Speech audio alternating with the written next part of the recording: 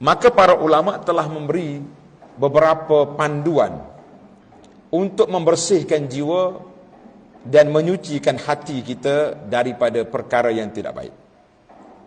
Yang pertama, iaitulah ikhlasul amal lillahi wahdah.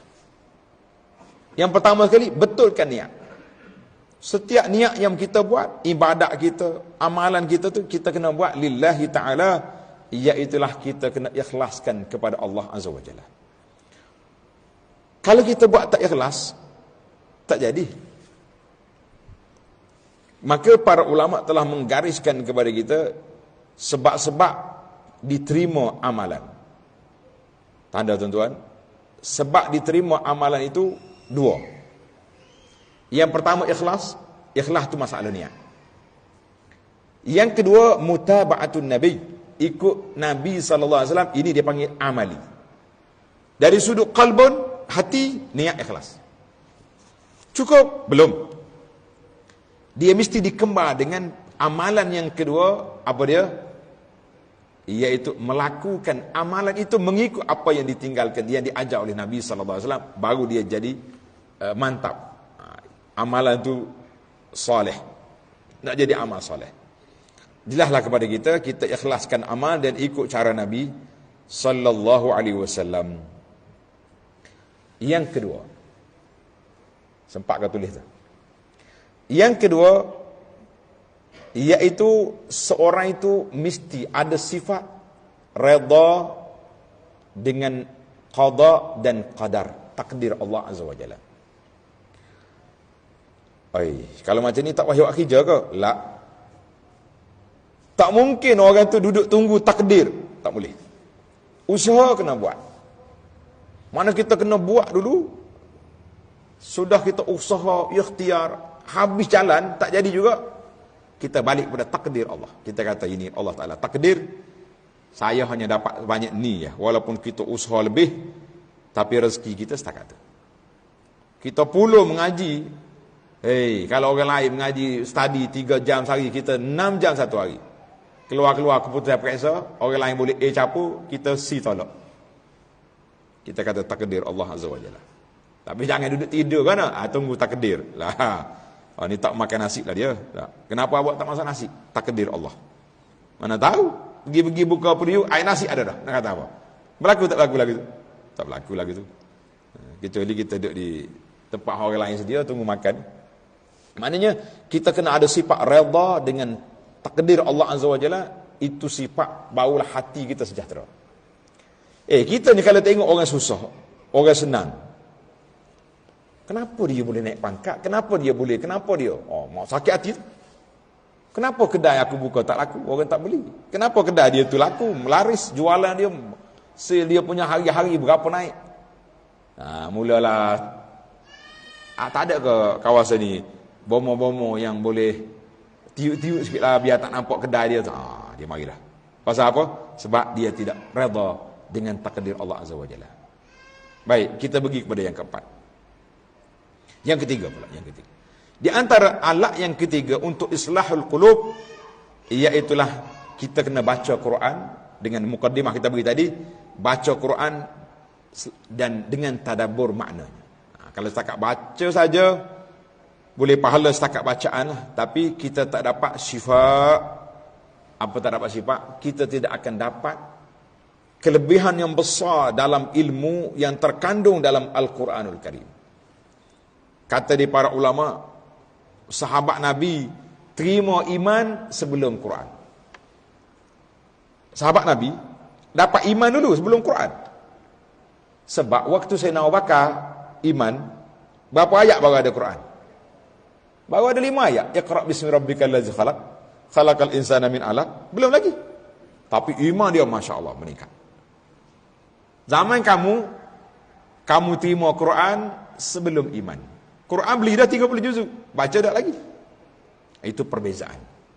Maka menjadi kewajipan kepada kita, Quran sudah ada di tangan, bagaimana kita nak tingkatkan, nak jadikan Quran itu sebagai kitab hidayah yang Allah Ta'ala turunkan kepada kita, nak jadi kitab yang beri panduan kepada kita, iaitu dengan kita ilmu tadabbur Quran.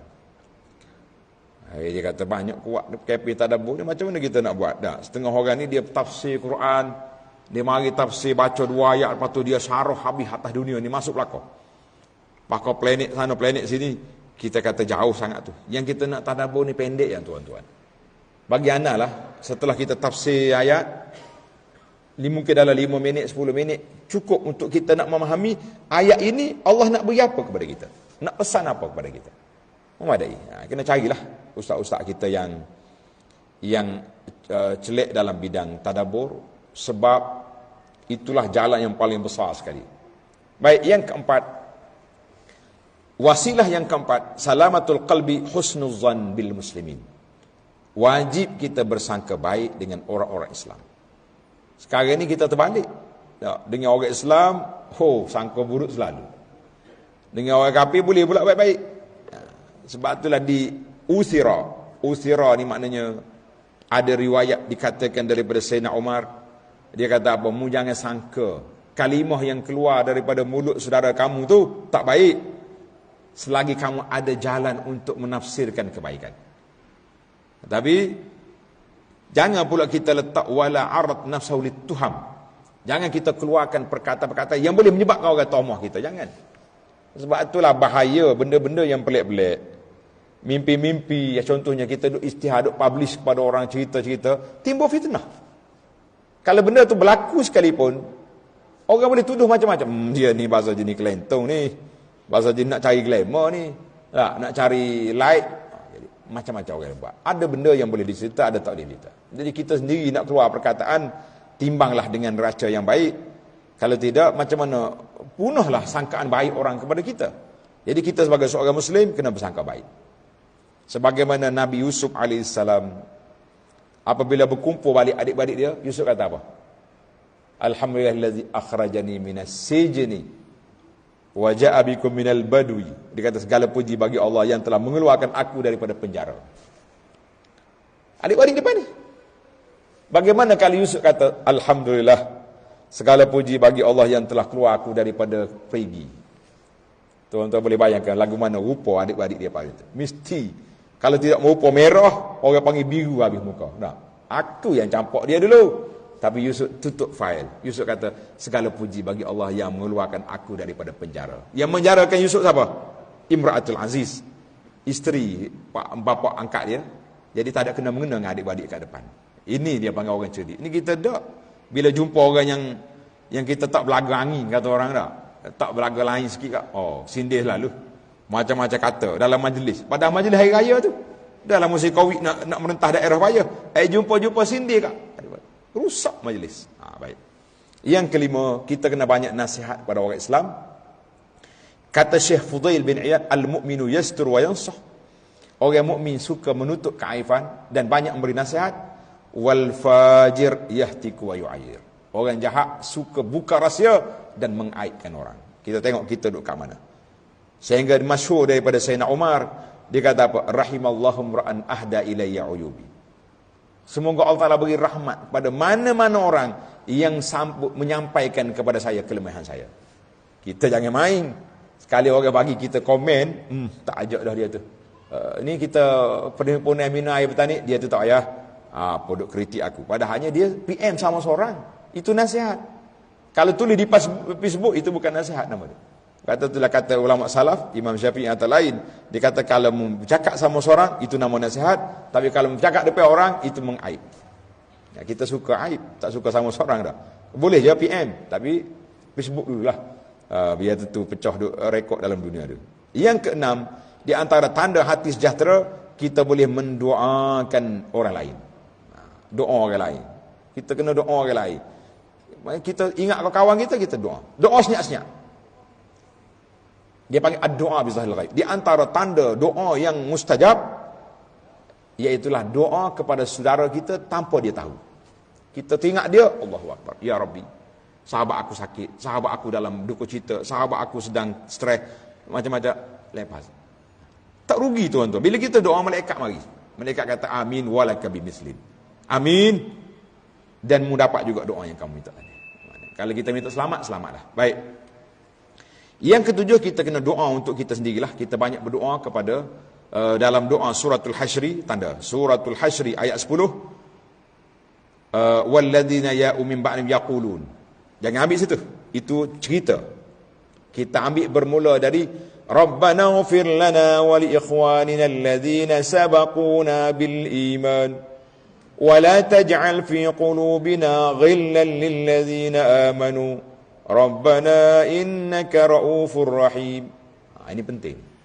Ya Allah, ampunlah kepada kami dan saudara kami yang dulu kami dengan iman, wala taj'al fi qulubina ghillan lil ladzina amanu. Jangan jadikan kami ni, dalam hati kami ni benci kepada orang beriman.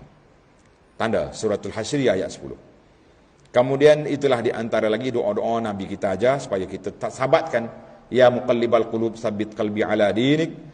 Dan di antara yang ketujuh, banyaklah memberi salam kepada sahabat-sahabat kita. Yang ke-8, yang ke-9, selalu-selalulah beri hadiah kepada kawan-kawan.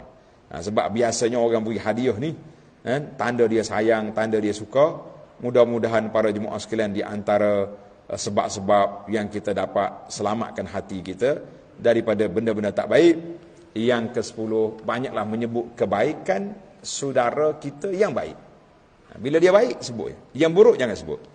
Sebagaimana kata di para ulama, zikrullahi, menyebut nama Allah Ta'ala itu,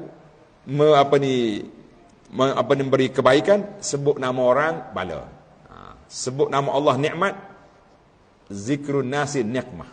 Sebut nama Allah, nikmat, boleh pahala kita. Tapi sebut nama orang, bala jawabnya boleh. Sama ada orang marah, ataupun kita tidak dimarah, tapi kita buat fitnah pada orang, wal'iyazubillah. Maka tamaklah kita, para jemaah sekalian, mudah-mudahan ada manfaatnya apa yang kita sampaikan di sini. Subhanakallahumma wa bihamdika asyhadu an la ilaha illa anta astaghfiruka wa atubu ilaik. Wa sallallahu ala nabiyyina Muhammad wa ala alihi wa sahbihi ajma'in walhamdulillahi rabbil alamin. Wassalamu alaikum warahmatullahi wabarakatuh.